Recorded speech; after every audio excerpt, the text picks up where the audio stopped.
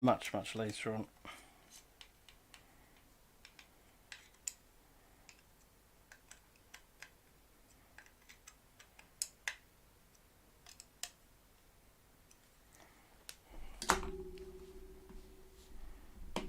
Cool. Right, that's the pulley part done. Bulkheads are on. I mean, you can get away with maybe not doing the front one. Might make it a little bit easier just to drop that onto it. And then we're on to suspension arms. Right, let's have a look for a tea.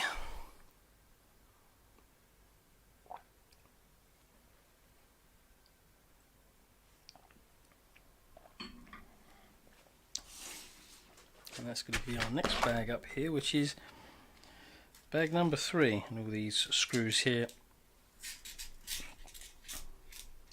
And the O-rings are obviously the ones that we've replaced with titanium, so we won't be using those ones. Let's just move those over there. And then we've still got the plastic O-rings left here as well, so we'll come back to those shortly. Plastic bag did we want? Bag number 3. That's 5. Here we go. Bag number 3. And that's all our suspension, all our inserts. These are 93. Oh, these are 306 screws. These ones. So I'm going to use my silver ones over there for those instead. And pay attention for the inserts here as well. They've got these red lines here, which actually do not use the inner positions. The others are available. I assume it's because if you bring them in any further there, they're going to bind up on the bulkheads. Right, let's get this bag open then.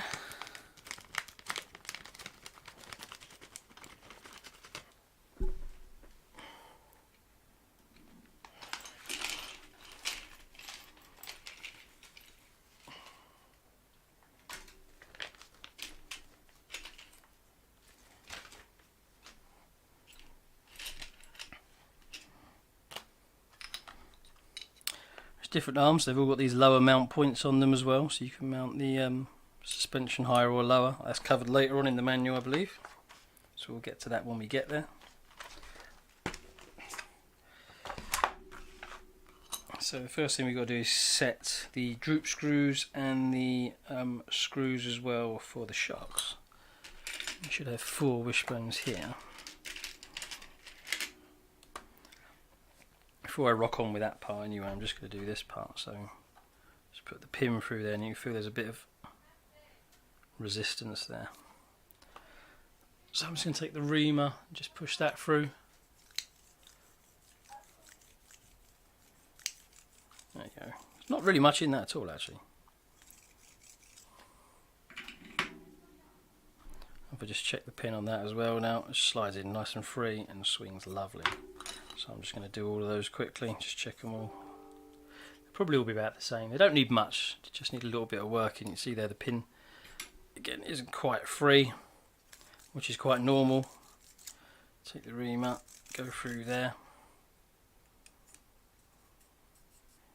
That one just needs a little bit more work. That one's fine. So we'll just do a little bit more on the front. That's it. A little bit more on that one still.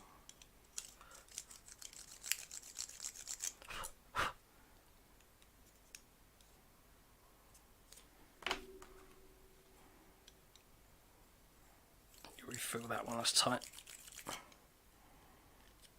When they all come out of the mould like that, this is kind of what you do whenever you get a new component part where you've got pins go through, just the reamer, just take any little imperfections out of that. There's probably one more there. That's moving nice and freely now. Check the last one. A little tight there.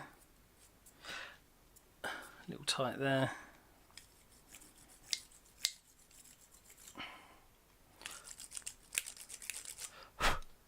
There we go. Push that one through.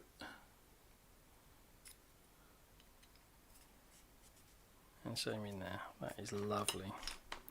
Right, what I'm going to do is just take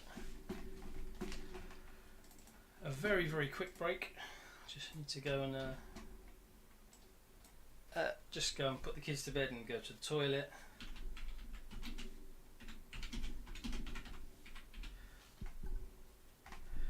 I won't be back. I won't be long. I will be right back.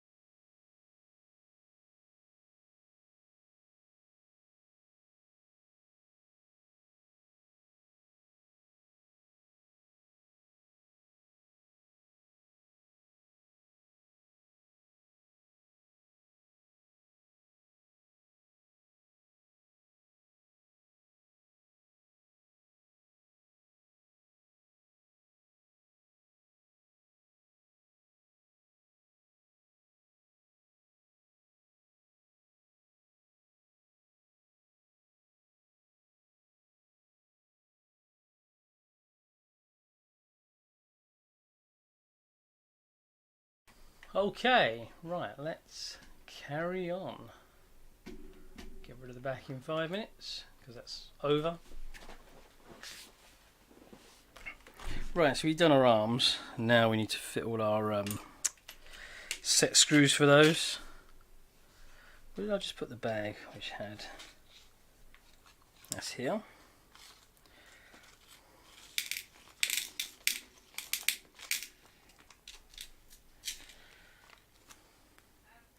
Is that the right one? Oh, I've just pulled the wrong bag out. I've just pulled out the bag with the emergency kit in it.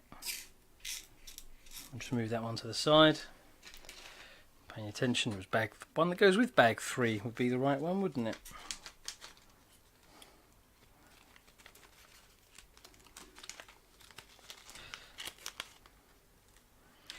Let's pour those onto that side. So it's got all the grub screws in it, which are all 1.5mm fit. Well, they were before. Are they still now? We shall find out momentarily. Let's move the scissors out of the way. This is where the vernier comes in as well now. So rear arms, the droop screw is the 4.8mm and 4.8 on the front. Try and pay attention to which arm is which. So that is, I believe, is the bit for the ARS car, isn't it? Right. So these are the front ones. They look the same as the old ones. They're just longer, and they've got these extra bits on there. But the overall shape looks the same. So that's going to go. That's our droop screw into that one. So let's grab. Where'd I put the 2mm driver? Why is there it's because I put that back in the wrong place. You put tools in the wrong place, it makes things harder. Right, so where's my grease?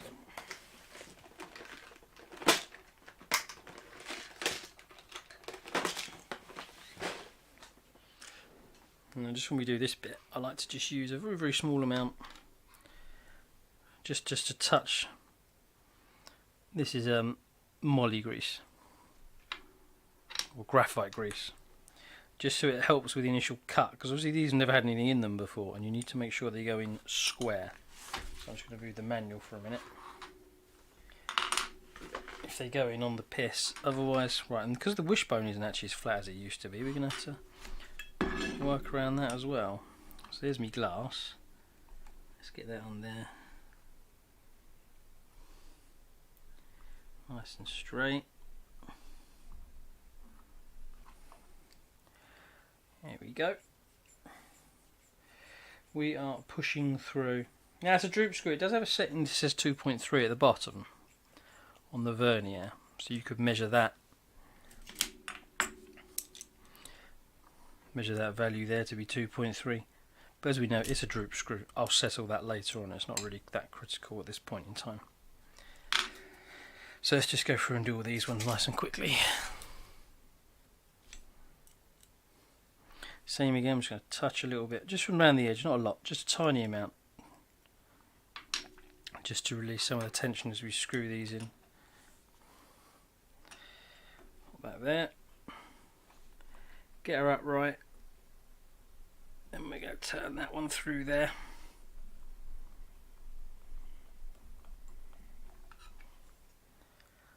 Looks nice and square. And again, that can go all the way through. And we'll just put a little bit on there again. That will come in more relevant later on. That's when we set in droop. That's much later in the process though. 2 more to go onto the front ones. Make sure we're doing these right. Yep. That'd be a pain, wouldn't it, if we put them in the top wrong side. Well, that's going to go on there.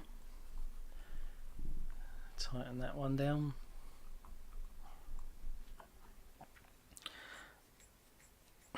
Turn it underneath. Now again, it's got the same measurement, like 2.2 protruding from the bottom, but as it's a droop setting, not an issue.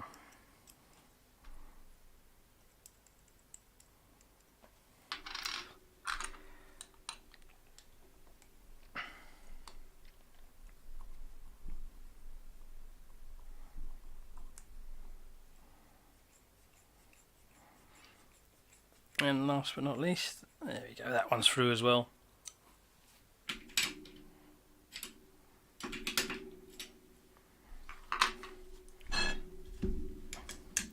Then we're on to the... Right, they're 10mm front and rear. I don't believe they were last year. They might have been. Right, so all these grub screws are all 10mm. And it says we need to use the initial setting of the upper hole for both, and then we leave 5mm out. Now I'm just going to go with roughly what I do for preference, because it says to leave 3mm, but if you're using a 2mm washer on there, that's going to be too tight. So that'll do for there. That'll take about a 2mm washer. And then the suspension, so 3.86. So I'll take that one back out to 4mm.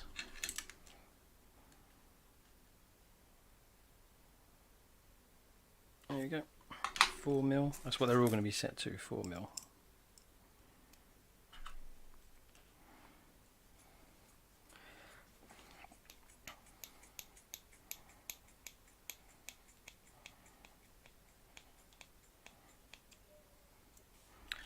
Check that one as well.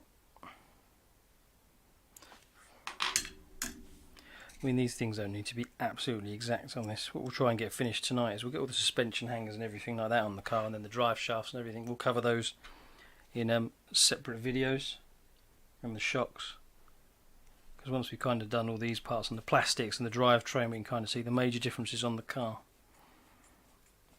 and the rest of it will follow up afterwards. So that's going to get us to there. Is that 4mm as well? Yep, 3.99. Close enough to be close as near as damn it. That's in the same upper hole. And then the last one.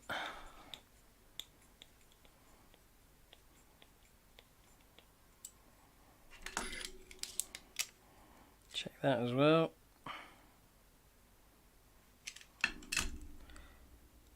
Just back that one off a little bit. Again, these are like little bits you can check off afterwards at the setup stage.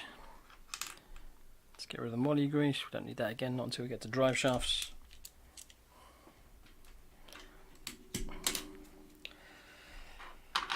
And then have a look in here, see what. So pivot blocks, pins. So's here about doing the reaming, which we've already done. And then we should have 1mm shims front and rear of the blocks.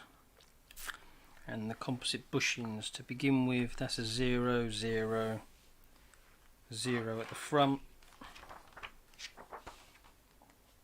Does it show? Yep, 0 all round and 1mm shims all round. So we'll go ahead and we'll finish these sections off tonight. And then we'll put on the steering rack's all the same as normal. Yeah, that hasn't changed. Apart from, hasn't changed, but the actual posts are taller. So they're 1mm different in size. You do need to use the ones in the kit, not the ones from last year, otherwise they'll rub on the belt. So you need to pay attention that you do use the correct parts that are in this kit and not from last year's. And all the arms, no one wants to see anyone setting up all the arms. Yes, we'll just finish getting the plastics on the corners here, and then we'll have a quick flick through the rest. Then that should give us a best look about what's changed on the car this year. So I've got here nice pair of cutters.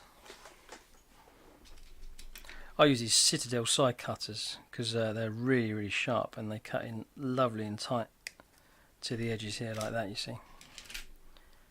So you don't end up with a sharp edge on these. These are what my son uses for his Warhammer.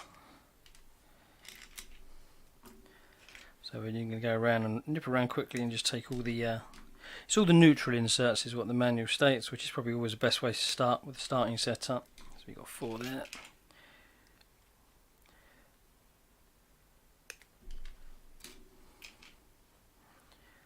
How many more we got to do? 2 more after this.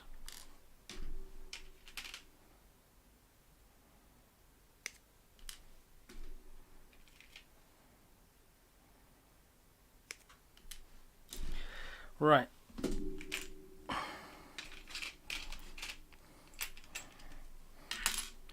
Pins. So, front right. They're tiny, aren't they, these blocks? Absolutely tiny. So let's get all our inserts pushed in. They should all go in as well as they've done before. There's no reason they shouldn't. As long as you put them in the right side. So front rear block is there. See the large cutout there? That's where it's going to sit on the belt. Rear. No, so I'm not paying too much attention to the orientation because they're all the same, so it's not really a problem.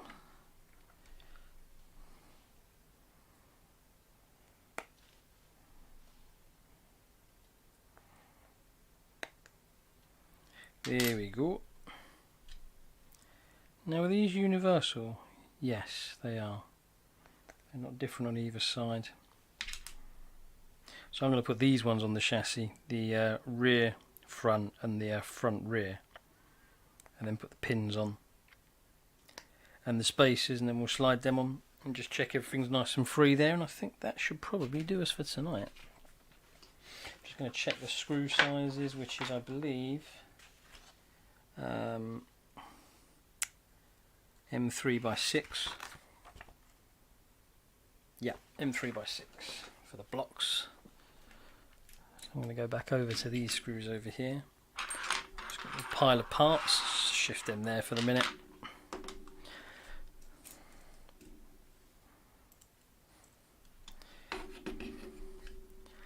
Right, where's the front rear? Put it on the right way around. I'll tell you what, if you've got big hands, that's going to happen.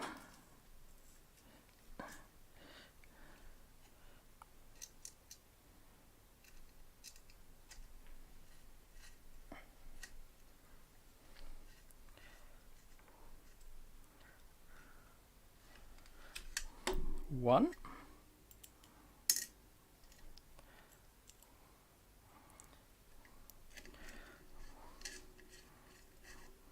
I'm going to do these up reasonably tight now, but this is always one thing to check for is when you tighten up the front ones. But they're quite narrow now compared to last year's.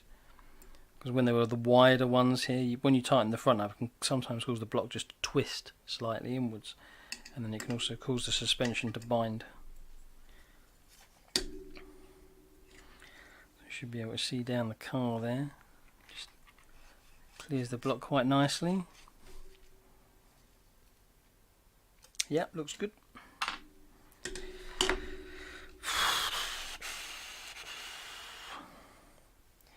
No, just checking. I'm just going to go back to the manual again and just check where the blocks go on the holes. Is it? Because there's 4 there at the rear. Right, so it's the most inner one. It's this one here, and then the next one out. So it's inner, and then yeah.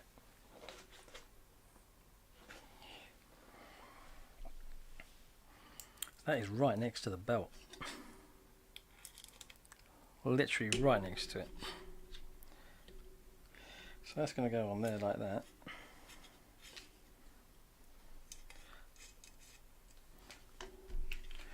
One.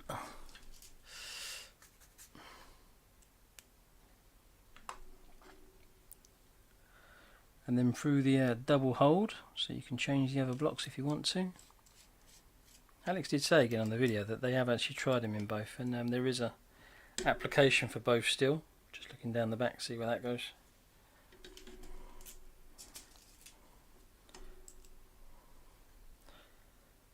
We're going to pop that one in there.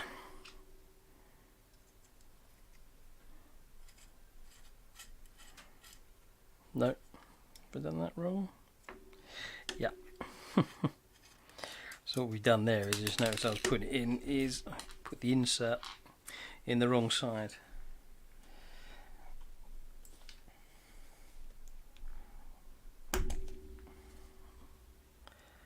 Put it around the right way, that'll be better. Put the screw in there, and we can put the old thingy in the back.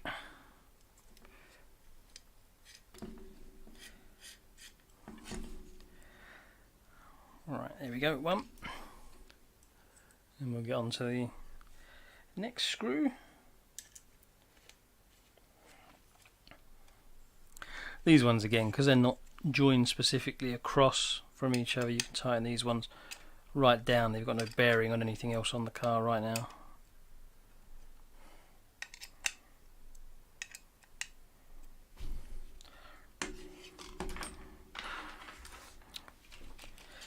Right, pins, these should be nice and round, yep.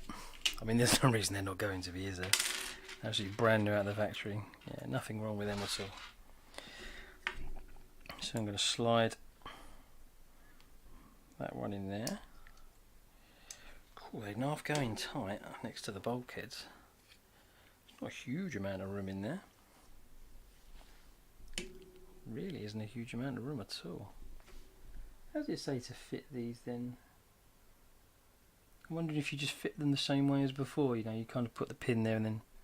I haven't put the spacer on yet, but I want to just try. Because I'm looking at the rear, make sure we've got the rear one there. Will that just slide straight on and clear the bulkhead? Oh yeah, it will.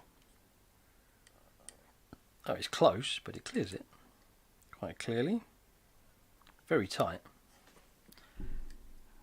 But that is machined absolutely perfect. It's like a millimetre around it. Right, so that pin's going there. Question is, do we get our 1mm spacer on there? I'll just spin these ones off. I'll probably change these for alloy next time.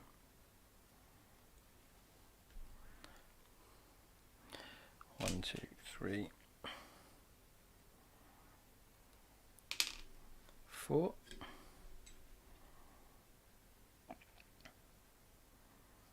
That one's going down there, and then push the wishbone on with it. We'll put the next one on.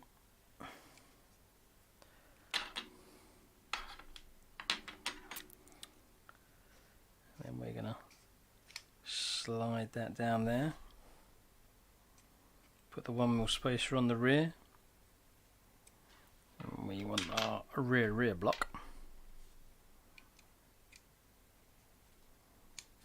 Pin on there, pin on there. Check. Right, I see that arm's not moving freely, but that's because we're not engaged on here yet either. So you do a little bit with that one, a little bit with that one. There we go. Find my screw holes there and just move it around. You see the whole assembly moving backwards and forwards, and then the arms drop, probably because we just squared it up a bit better.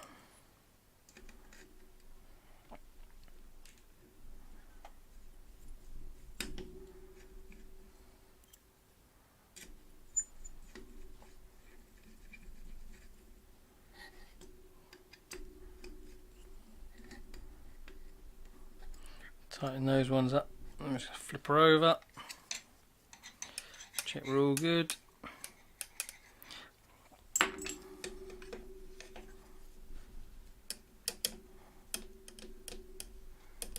Nice. We'll get onto the front ones.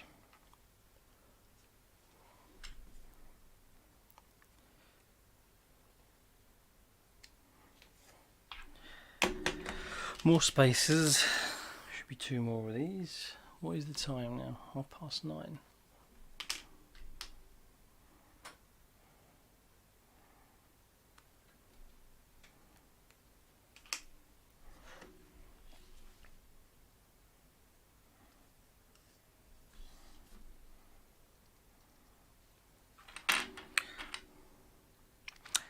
Front left. Yeah. Should go on there.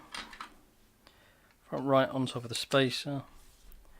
Then the next 1mm in there. I mean, it's quite tight under here as well with the new lower roll bar mount positions.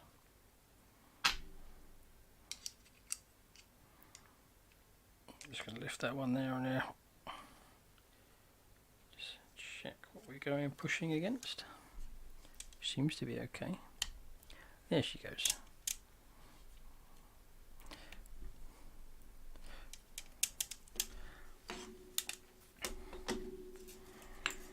Find those front screw holes, which looks not quite in the right place. There we go.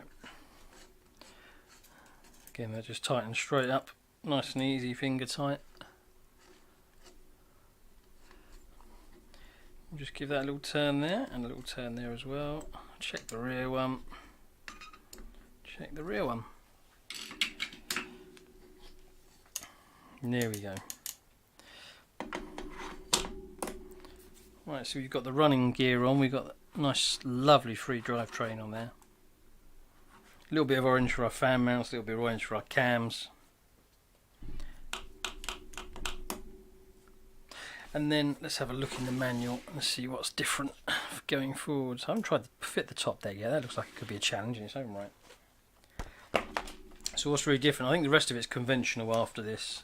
So we've got, we got the top deck and the bearing hole here which sits above there. But we're onto that one. We're onto that one next bag actually. And the steering assembly, but that's creating all the links. No one really wants to see links. We've all seen that before. And the steering assembly is the same, the bell crank's the same. Is there anything else that's going to be different? Like I said, just make sure you use the correct posts, the ones that are in the bag. Don't go off campus, use the ones that are provided.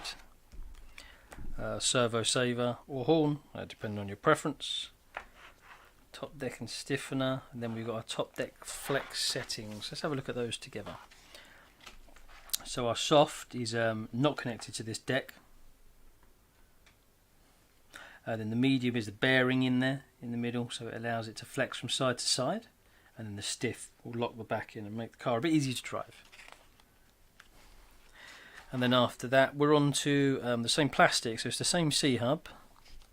303354, I believe, is the same one, isn't it? 303354. 303354, 354, yep, hard.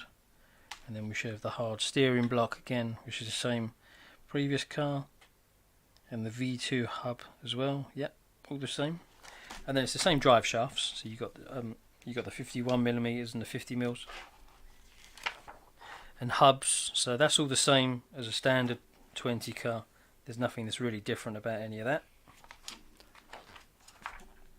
that. We've got what's going to change next. Bump steer, none for carpet. Now that's addressed for none. It says none for carpet, and the reason it says none opposed to what we used to set before in the 2mm for asphalt is because those posts have been raised, so it does affect the bump steer position. Alex talked about that one earlier, so that's what to pay attention to. If you were running like 2mm before or 1.5, then start on the 0 for carpet, because with the raised post that does change that position as well, so you don't need as much bump steer. And then the only thing that changes really is our positions here for our roll bars, which are much lower on this car, much lower. And they're going to go underneath the drive shafts. And then we're just on to shocks. They're the same shocks as last year as well. Let's see if we can have a look at the position together. We'll go over that. If it covers it, does it tell us? Right, and that shows them built. Same front bumper assembly.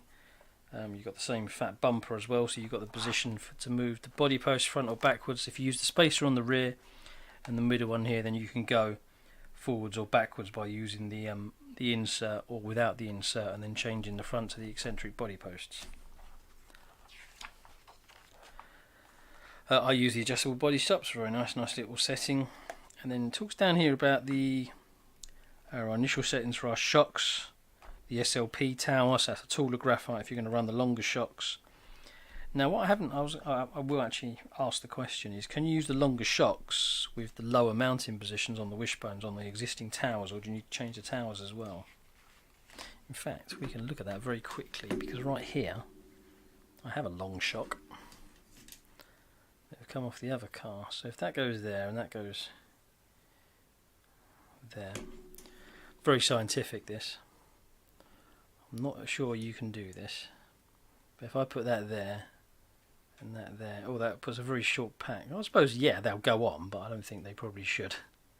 Because if you go right down to the inside, I mean, normally it's just the middle hole. Yeah, you wouldn't have much movement on the shock at all. You'd lose quite a lot. Like about 5, what's that, about 5-6mm of travel.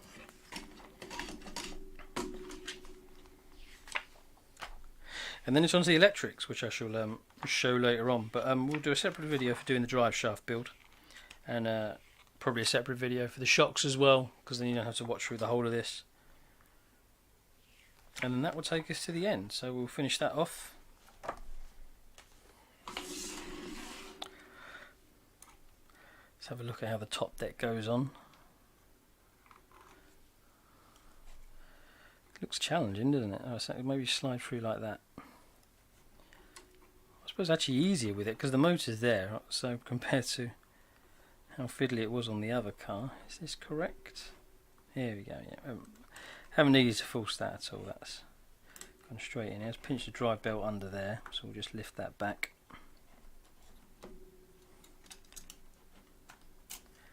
There we go. And voila. Check that. Nice and free still. Very nice. Very, very smooth. I wonder if there's a difference there because you haven't got the long and short belt there, but it doesn't feel... I mean, the drivetrain was always very, very smooth before, but that feels super, super smooth. Yeah, that's very good. Like that. Okay, I think what we're doing there is we'll call that an evening there. Saying thank you very much for watching, and subscribe to the channel and there'll be more videos going up as we go along. Thank you for watching. This has been the all the drive training, the initial build for all the new parts of the T420, and we look forward to seeing you on the track. Thanks again, and good night.